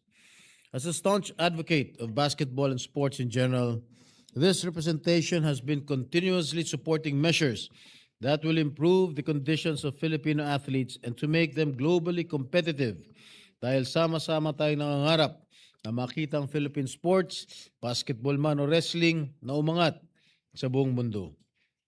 With this, Madam President, this representation supports the granting of Philippine citizenship to both Benny Francois Boatwright III and Matthew James Ramos. Thank you, Madam President.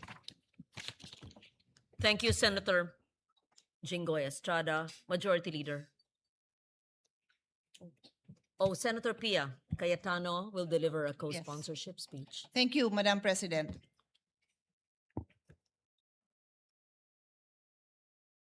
Madam President, I rise to co-sponsor House Bill number 6639 under Committee Report number 61, granting Philippine citizenship to Benny Francois Boatwright III, and House Bill number 6644 under Committee Report number 62, granting Philippine citizenship to Matthew James Ramos. For Benny Francois Boatwright, as the primary author of Senate Bill number 1595, the Samahang Basketball ng Pilipinas, SBP, requested this representation to file this bill as it is a crucial step toward further strengthening our national basketball program. Since joining the San Miguel Beermen in December 2023, Boatwright has proven to be more than just a talented player. His impact and presence on the court was deeply felt by Filipino fans. He has demonstrated that what it truly means to contribute to Philippine sports, with excellence, consistency, and a heart that has clearly found a home here. In fact, Boatwright's connection to our people predates his professional career. Growing up, he was surrounded by our community and culture and had many Filipino friends. This natural bond with our heritage is exactly why he has integrated so seamlessly into our local basketball scene. Since first arriving in 2023, Boatwright has consistently chosen to return to the Philippines, not merely as a place of work, but as a community with which he has formed a genuine and lasting bond. His contribution does not end in the PBA. If naturalized, he will play for Gilas, Pilipinas, in the Asian Games, the SEA Games, and in the 2028 Olympic qualifying cycle for the 2028 LA Olympics. Ultimately, Boatwright's value to this nation goes far beyond his performance on the court. His genuine love and affection for our people, our culture, and even our food is something that cannot be coached. For Matthew James Ramos, a 25-year-old Filipino-American elite wrestler who traced his heritage to his father, Crisente Holanday Ramos of Basista, Pangasinan, he intended to become a naturalized citizen to officially represent the Philippines in international combat sports competition, being supported by the Wrestling Association of the Philippines. Ramos holds an exceptional athletic record, highlighted by being crowned the 2018 Cadet World Champion, winning the 2022 U.S. Open Championships, and finishing as the 2023 National Collegiate Athletic Association, NCAA, national runner-up for Purdue University, where he earned All-American honors. Demonstrating a rare balance of athletic and academic rigor, he maintained his standing as a two-time National Wrestling Coaches Association Scholar, All-American, and was recognized as one of the 2024 Outstanding Seniors by Purdue's College of Health and Human Sciences. Crucially, he brings this elite coaching expertise back home, committing to train, mentor, and uplift local Filipino wrestlers. His naturalization promises to elevate the Philippines on the global wrestling stage and serve as a powerful inspiration to the Filipino youth. In closing, granting citizenship to Boatwright and Ramos, who have both demonstrated excellence and commitment to the Philippines, is a recognition of the value they bring to our collective aspirations. I've always believed that sports is more than just a game. It is a platform. It is a platform for our youth to see what excellence looks like in action. Being an athlete has taught me important life values such as discipline, teamwork, time management, and commitment, all of which I use to this day. These are the same standards we now set forth for Boatwright and Ramos as they prepare to raise the Philippine flag. I ask for your support, my dear colleagues. Thank you, Madam President. Thank you, Senator Pia Cayetano. For another co-sponsorship speech, we recognize Senator Bongo. Mr. President, esteemed colleagues, as one of the authors of the bills in consideration, I rise today to co-sponsor the measures granting Philippine citizenship to Mr. Benny Boatwright III and Mr. Matthew James Ramos. At the outset, allow me to express my full support for these measures and thank the sponsor, Senator Kiko Pangilinan, for prioritizing these measures. The grant of Philippine citizenship through is a power recognized under our Constitution and exercised by Congress in favor of individuals who have shown not only merit and competence, but also a sincere commitment to serve the Filipino nation. Citizenship is more than a legal status. It is a bond of loyalty, responsibility, and shared purpose. In the case of these two athletes, we see individuals who are willing to carry our flag, represent our people, and contribute to the continuing development of Philippine sports. Mr. Benny Boatwright has already made a strong mark in Philippine basketball. Napapanood niyo po siya sa PBA, sa ongoing PBA, no? Kaya lang na eliminated yata sila just last Saturday or Sunday. But anyway, since joining the San Miguel Beermen in 2023 PBA Commissioner's Cup, he has shown exceptional talent, professionalism, and leadership on the court. His contribution helped the team capture the championship, and his performance proved that he can be a valuable addition to the future of Philippine basketball. As a potential naturalized player for Gilas, Pilipinas. Yun po ang pinaka kulang ngayon natin, no? Since yung mainstay natin sa Gilas, Pilipinas na naturalized player na si Justin Brownlee ay hindi na rin po bumabata. Kailangan natin ng batang naturalized player. Mr. Boatwright brings size, skill, discipline, and experience that can strengthen our national team in international competitions. Pareho sila ni Brownlee. May mga 3 points shooting rin po ito. Magaling sa 3 points.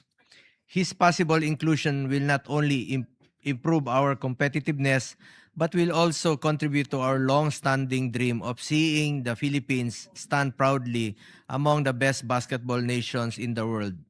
Lalong-lalo na po ngayon na napanalunan po natin ang first ever gold since 1962. After 63 years tayo nanalo muli sa Asian Games nung 2023 Asian Games. And we are now the defending champion. Paalala ko lang po kay Mr. Boatwright, as you take on this role, just a reminder to you, you are expected to maintain your health and fitness at all times. Be always fit. Being part of the national team is not just an opportunity, it is a responsibility that calls for dedication, sacrifice, and excellence. Always bear in mind your duty to support and elevate the team, guided by discipline in everything you do, both on and off the field. You must consistently keep yourself in peak condition, prepared to perform and compete at the highest level. Always eat Filipino food. Try to eat bulad also, my favorite. Likewise, we also recognize Mr. Matthew James Ramos, a Filipino-American wrestler whose Filipino roots trace back to Pangasinan through his father. Ito talaga, nanggaling po ito sa Pangasinan. At pride natin ito. Mr. Ramos has clearly expressed his desire to become a Filipino citizen and to represent the Philippines in international wrestling competitions. This desire is not only merely symbolic, it reflects his respect for his Filipino heritage, his connection to our people, and his willingness to bring honor to the country through his chosen sport. Napakaganda po yung kanyang naging desisyon na muli na to represent the Philippines. With athletes like Mr. Ramos, we have an opportunity to further develop the sport, which will open more doors for Filipino wrestlers and raise our standing in regional and international tournaments. Mr. President, as chairperson of the Committee on Sport, I believe that our duty is not only to support athletes who already bring honor to the country, but also to strengthen the systems and opportunities that will allow Philippine sports to grow. The naturalization of Mr. Boatwright and Mr. Ramos forms part of this broader effort.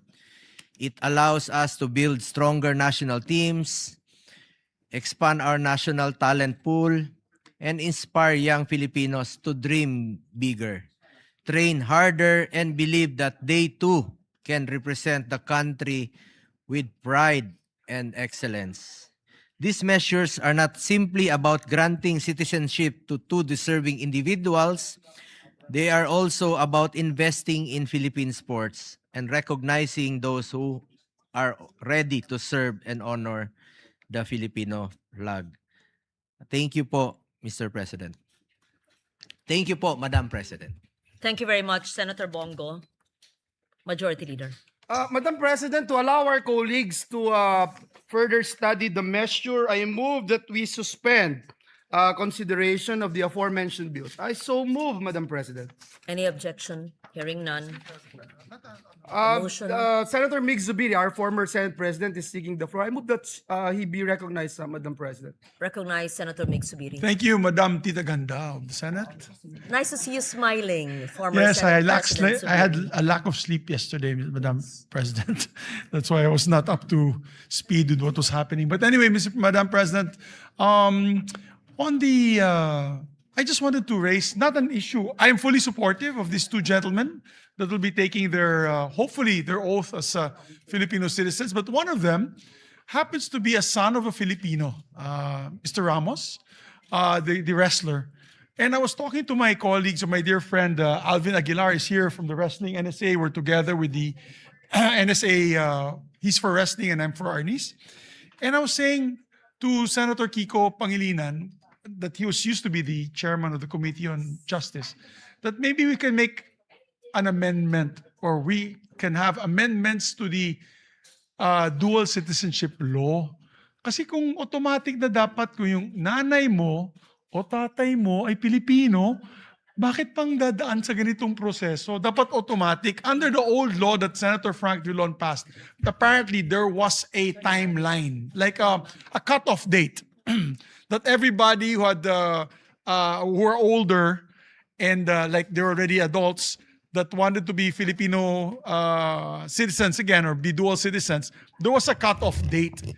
I think it's about time we revisit that law, Madam President, to our colleagues that are listening today, whoever will be the chairman of the Committee on Justice, and let us amend it. Let's just make it automatic. Because I was in Japan recently, I met a lot of OFWs who were not able to apply their online or their dual citizenship because nga, of that cut-off date. I think, Madam Chair, it's a time that we revisit the law, and so as long as you can prove that your mother or your father is Filipino, automatic yung pagbigay po ng dual citizenship.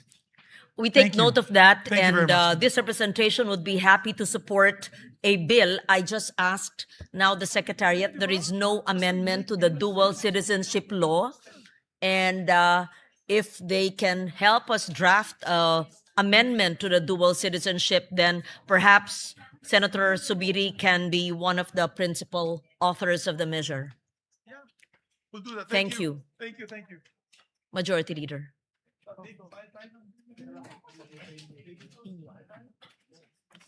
Yes, Madam President, may I move again to consider Senate Bill number 1511 under Committee Report number 15, and this is the bill strengthening the protection of patients against hospital detention. So move, Madam President. Have we, you've moved already for the... I did, Madam Yes, President. and the motion was approved. Yes. Yes. Already approved that Now we we suspend revert back consideration. and Yes. recognize Senator Ontiveros, the sponsor of the measure. May we recognize again the Salamat We po, Madam recognize Senator President. Ontiveros.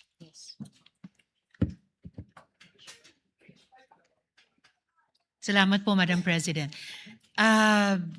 If I may, Madam President, pending confirmation from the gentlewoman from Taguigan Pateros, if my proposed formulation of the questions she raised and about which she will formulate an amendment is already acceptable to her, may I seek the permission of Yes. Madam President to proceed with the amendments of Senator Gatchalian? Please proceed. We Thank you. recognize Senator Pia Cayetano as well. All right, Madam President. Yes, Madam President, dear sponsor, on page 2, between line 18 and 19, the amendments which included this representation's amendment to the amendment to include patient, relative, representative, caregiver, and new caregiver is accepted, except that some words are plural and some words are singular. So may Her Honor just choose, will we go with singular or plural? Thank you. So subject We to will style. go with Approved, plural, subject Madam to style. President, and subject to style, Madam President. So thank you, Madam President. Senator Cayetano is done with her amendments. Yes. Uh, all right. I will read the whole text, Madam President, as amended. Okay. So, if I may proceed, Madam President? We, session suspended. Yes, Madam Yes, President. minute suspension.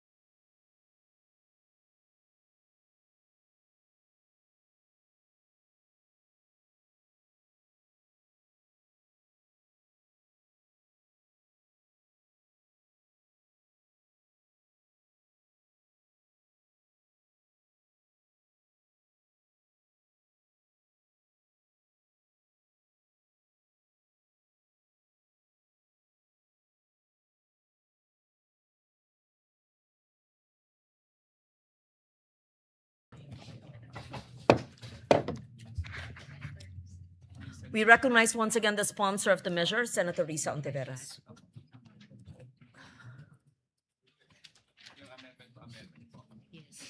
Na-approve na yung kanina. Ito. Thank you, Madam President. Just to read into the record, the earlier discussed and approved amendment of the good gentle lady from Taguigan Pateros, that provision will now read on page 2, between lines 18 and 19, insert the following paragraph. For purposes of this act, detention refers to any act of restraining a person, whether a patient, relative, representative, caregiver, newborn, or deceased person, from leaving a hospital, clinic, or similar facility on the ground of non-payment, in whole or in part, of hospital bills, medical expenses, or professional fees. It includes the refusal to A, physically discharge a patient or issue documents necessary for discharge, interment, or benefit claims. B, remove medical devices when such removal is medically appropriate. C, release personal belongings. And D, release the cadaver of a deceased patient to the surviving relatives. So for the record, Madam Chair. We therefore To- approve Yes, the Madam Chair. amendment just read by the sponsor.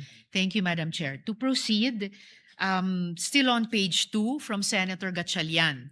On page 2, line 30, after the word required, delete the preposition on and replace with preposition of. Further, on the same line, delete the word senior citizens and replace with the word patients. I so move. No objection? So Thank- approved. Thank you, Madam Chair. Madam President. Page 3 amendments now. Still from Senator Gatchalian. On page 3, line 2, after the word development, delete the colon and the phrase provided further that those patients who are partially recovered shall sign a waiver or undertaking that they are assuming the risk of the consequences for requesting for discharge despite having not fully recovered. I so move. No objection? Thank Amendment you, is approved. Madam President. We recognize Senator Yes, Madam Pia President. Cayetano. To repeat, the motion approved was to delete from colon and the following phrase up to the words having not fully recovered. Yes, that Yes, is Madam clearly Chair. understood. Yes, Sorry, Madam Chair. I would just like to see it in writing just because I was conferring with my staff on my amendment on this same item. So I was not able to capture the actual amendment. It might be the same as mine, it might be different. I need time to just look at the actual amendment, Madam President. It is actually different, Madam President, and it's supposed to be the next amendment that I will read into the record, also from Senator Pia Cayetano. And I will yield the floor if the good gentle lady would prefer to read her amendment, Madam President. So I understand my amendment is different, but I do have a comment on this amendment. If Her Honor can just give me time, I'm in suspension, please. All right. Yes, Session Madam suspended. President.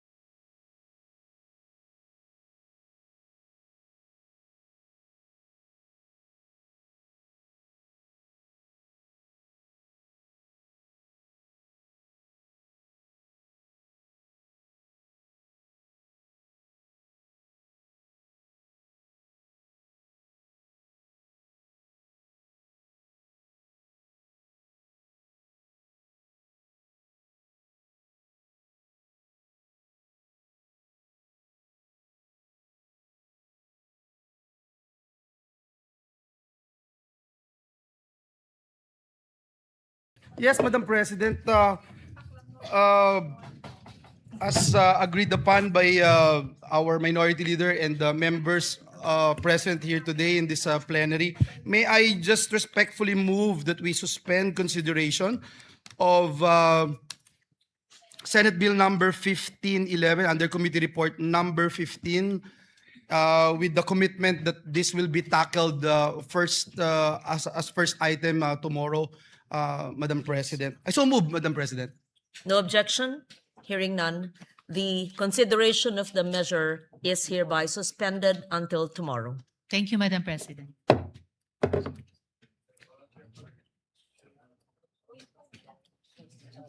Madam President, at this juncture, and pursuant to Rule 10, Section 13 of the Rules of the Senate, may I respectfully move to elect Senator Mark Villar as chairperson of the Committee on Finance, Vice Senator Win Gatchalian. So move, Mr. President. Any objection? Hearing none, motion is approved.